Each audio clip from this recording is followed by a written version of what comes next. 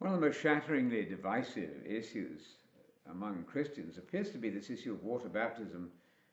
For myself, I find this absolutely amazing.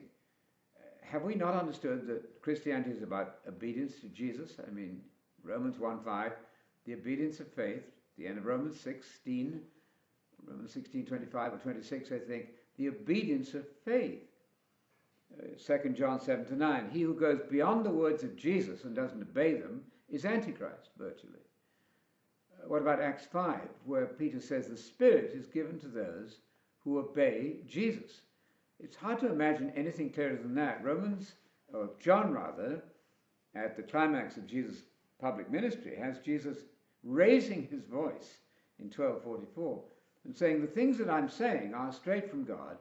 He who obeys what I'm saying is doing well. He who disobeys is really on the wrong track, big time, lost in fact.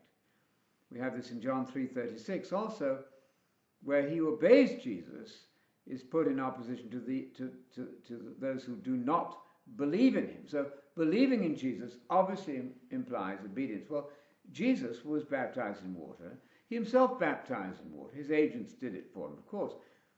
But what higher degree of obedience could you get from Jesus himself?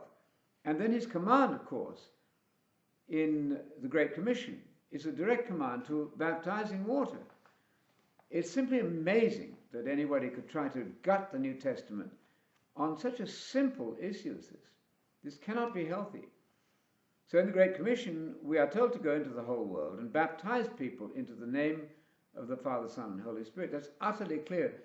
No lexicon known to me, no major commentary at any time in 2,000 years ever imagines the idea that water baptism can be dispensed with.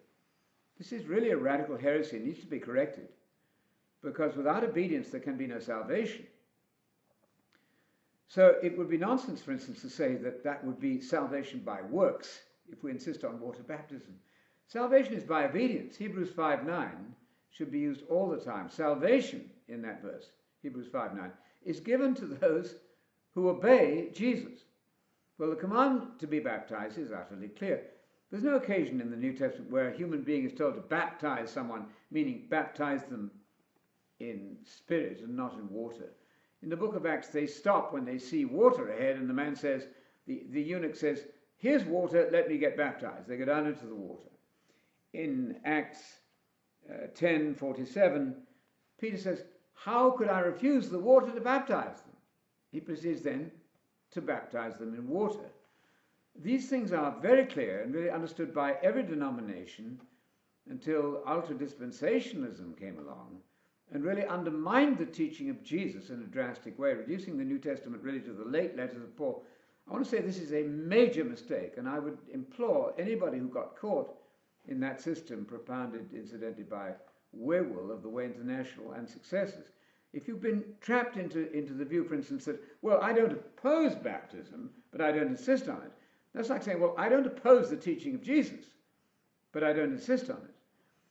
If anything is clear, if words have any meaning at all, and plain text is relevant to us as Christians, then water baptism is part of becoming a member of the true church, of the church in the New Testament.